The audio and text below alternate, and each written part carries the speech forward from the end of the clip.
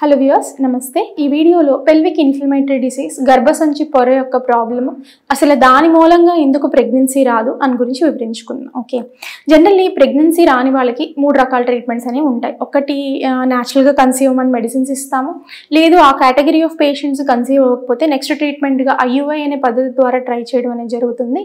Next IVF పద్ధతి ద్వారా try చేయడం అనేది జరుగుతుంది. ఈ అన్నిటిలోకి మనం గమనించుకోవాల్సింది ఏంటి అంటే గర్భసంచి బాగుందా లేదా అని చెప్పేసి ఎవ్రీవన్ విల్ చెక్ అన్నమాట. ఈ గర్భసంచి యొక్క ప్రాబ్లం అనేది ఎందుకు వస్తుంది అనేది ఇదే డిఫరెంట్ కేటగిరీస్ ఉంటాయి. వాటిల్లో నేను ఇవాళ మీకు ఇన్ఫెక్షన్స్ గురించి చెప్తున్నాను. జనరలీ మోస్ట్ కామన్ గర్భసంచి పాడైపోవడానికి కారణం అనేది ఇన్ఫెక్షన్స్ అనేవి ఉంటాయి. ఈ ఇన్ఫెక్షన్స్ అనేవి ఏంటి అంటే పేషెంట్ మా దగ్గరికి వచ్చేసరికి ఏంటి అంటే ఆల్రెడీ వాళ్ళు ఇన్ఫెక్షన్తోనే వస్తారు. అంటే ఇప్పుడు మనకి ఫర్ ఎగ్జాంపుల్ ఈ ఒక 23 ఇయర్స్ నుంచి 25 ఇయర్స్ మధ్యలో అమ్మాయి వచ్చి ట్రీట్మెంట్ చేయించుకుంటున్నప్పుడు గర్భసంచి ప్రాబ్లం అనేది డిటెక్ట్ అవ్వడం అనేది జరుగుతుందన్నమాట. మనం రెట్రోస్పెక్టివ్గా చూసినప్పుడు అంటే వాళ్ళకి ప్రీవియస్గా వాళ్ళ హిస్టరీ అంతా కనుక్కున్నప్పుడు పేషెంట్ ఏం చెప్తారంటే మాకు చాలా సంవత్సరాల నుంచి తెల్లమైలు ఉంది, మాకు ఒక 5-6 ఇయర్స్ బ్యాక్ పొట్ల నొప్పి వచ్చింది, సీరియస్ అయింది, అట్లాంటివి ఏమైనా చెప్తూ ఉంటారు.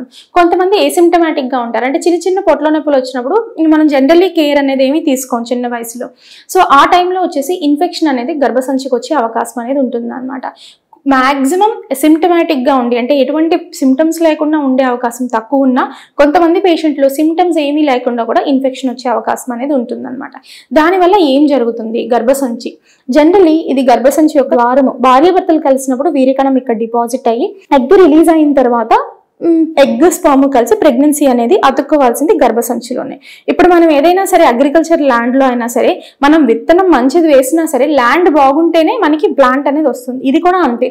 మనం IUI పద్ధతిలో చేసినా లేదు న్యాచురల్గా పేషెంట్ని ట్రై చేయించినా లేదు ఎక్స్ట్రీమ్ లైక్ పెద్ద ట్రీట్మెంట్స్ అంటే ఇన్విట్రో ఫర్టిలైజేషన్ అనే పద్ధతిలో చేసినా సరే మనం ఫైనల్లీ బేబీ అనేది ట్రాన్స్ఫర్ చేసేది గర్భసంచిలోకి ఉంటుంది. సో గర్భసంచి యొక్క ప్రాబ్లం అనేది ట్రీటబుల్లా కాదని మనం చూసుకోవడం అనేది జరుగుతుంది. ఈ పెల్విక్ ఇన్ఫ్లమేటరీ డిసీజెస్ అంటే ఏంటి అంటే చాలా మందికి చిన్నప్పుడు ఇన్ఫెక్షన్ ఉండడం ద్వారా ఈ గర్భసంచి ముఖద్వారం నుంచి ఇన్ఫెక్షన్ అనేది వెళ్తుంది అనమాట. ఎప్పుడైనా సరే ఇన్ఫెక్షన్ పక్కనున్న ఆర్గాన్ని ఇన్ఫెక్ట్ అనేది చేస్తుంది. సో సర్విక్స్ లో నుంచి వెళ్ళి గర్భసంచి పొర మీద కూడా ఇన్ఫెక్షన్ అనేది కాజ్ చేస్తుంది.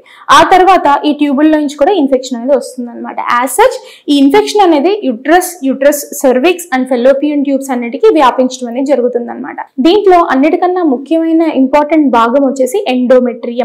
ఈ ఎండోమెట్రియం యొక్క లక్షణం ఏంటి అంటే ఇది పొరగా ప్రతి మంత్ ఆడవాళ్ళలో బ్లీడింగ్ అయిపోతూ ఉంటుంది అనమాట. సో ఈ పొరని ఎప్పుడైతే ఇన్ఫెక్షన్ అనేది క్యాచ్ చేసిందో ఈ ఇన్ఫెక్షన్ అనేది బయటికి తొందరగానే వచ్చేస్తుంది, కానీ కొన్ని కండిషన్లో ట్రీట్ అయ్యే అవకాశం అనేది తక్కువ ఉంటుందన్నమాట. దీన్ని ఎండోమెట్రైటిస్ అని అంటారు. ఈ ఎండోమెట్రైటిస్లో చాలా మందికి ఇన్ఫెక్షన్ ప్రజెంట్ కండిషన్లో ఉంటే దాన్ని మేము అక్యూట్ ఎండోమెట్రైటిస్ అంటాం. దీనికి మెడికేషన్స్ ఇంజెక్షన్స్ ఇచ్చి ట్రీట్ చేయడం అనేది జరుగుతుంది. కానీ చాలా కాలం నుంచి ఉన్న ఇన్ఫెక్షన్ క్రానిక్ ఎండోమెట్రైటిస్లో ఏం జరుగుతుందంటే గర్భసంచి పొర అనేది కొంచెం పర్మనెంట్గా డ్యామేజ్ అయ్యే అవకాశం అనేది ఉంటుందన్నమాట. అందుకని వీళ్ళకి మనం స్కాన్ చేసుకున్నప్పుడు కానీ గర్భసంచి సరిగ్గా ఫార్మ్ అవ్వకపోవడము, గర్భసంచిలో పొరలో కొంచెం వాటర్ కలెక్షన్ లా రావడం, లేదు గర్భసంచిలో చిన్న పిలకల్లాగా కనిపించడం అనేది జరుగుతూ ఉంటుంది అనమాట.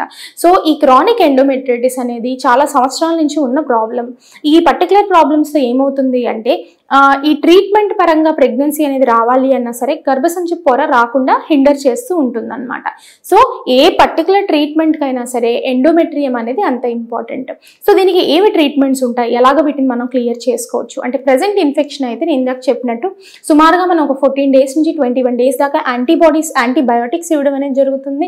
వీటిని మనం ఐడెంటిఫై చేయడానికి గర్భసంచి ప్రాబ్లం ఉందా లేదా అని చెప్పేసి డిఫరెంట్ పద్ధతి. కొన్నిసార్లు మనం స్కాన్లో ఐడెంటిఫై చేయొచ్చు, కొన్నిసార్లు ఏంటి అంటే హిస్ట్రోస్కోపీ అంటే గర్భసంచిలోకి కెమెరా అనేది పంపించి ఐడెంటిఫై చేయడం అనేది జరుగుతుంది. కొన్నిసార్లు ఏంటి అంటే ఈ ఇన్ఫెక్షన్ అనేది మనం ముక్క పరీక్ష చేయడం ద్వారా ఇన్ఫెక్షన్ అనేది బయటపడుతుంది అనమాట. సో ఈ ఇన్ఫెక్షన్కి మెడిసిన్స్ ఇచ్చిన తర్వాత ఒక 14 డేస్ తర్వాత మళ్ళీ గర్భసంచి పొర ఎలా బాగుందా లేదా అని చూసుకోవడం అనేది జరుగుతుంది. ఒకవేళ మనకి గర్భసంచి పొర మళ్ళీ ఏర్పడినట్లయితే డిఫరెంట్ ట్రీట్మెంట్ ద్వారా మనం కొంచెం కరెక్ట్ చేయగలిగితే కరెక్ట్ చేయొచ్చు.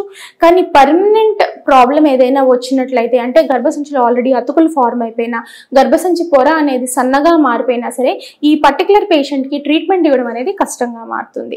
అడ్వాన్స్ టెక్నాలజీ ఏమన్నా ఉందా మనం చూసుకున్నప్పుడు ఇలాంటి పేషెంట్స్కి ఎవరికైతే సన్నగా పొర ఉంటుందో వాళ్ళకి ఏంటంటే ఇంట్రాయిట్రైన్ పిఆర్పి అంటే ప్లేట్లెట్ రిచ్ ప్లాస్మా వల్ల కానీ, లేకపోతే సబ్ ఎండోమెట్రియల్ పిఆర్పి అంటే అదే ప్లాస్మాని మనం గర్భసంచి లోపలికి డైరెక్ట్లీ ఇంజెక్ట్ చేయడం వల్ల కానీ ఈ ఇంప్రూవ్మెంట్ అనేది కొంచెం వ్యత్యాసం అనేది కనిపించే అవకాశం అనేది ఉంటుందన్నమాట.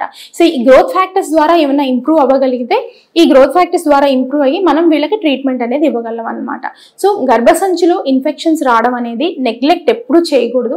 తెల్లమైలు వస్తుంది, వాసన ఏమన్నా ఉంటుంది, లేదు ఇరిటేషన్ ఇచ్చింగ్ ఉంటుంది, భార్యాభర్తలు కలిసినప్పుడు నొప్పి వస్తుంది, అయినా సరే మీరు ప్రెగ్నెన్సీకి ఇప్పుడు ఏమీ ప్లాన్ చేసుకోవట్లేదు, అయినా సరే దగ్గరలో ఉన్న హాస్పిటల్లో చూపించుకోవాలి. ఎందుకంటే ఈ ప్రభావం అనేది కొన్ని రోజుల తర్వాత ప్రెగ్నెన్సీ రాకుండా ఉండే అవకాశం కూడా ఉంటుందన్నమాట.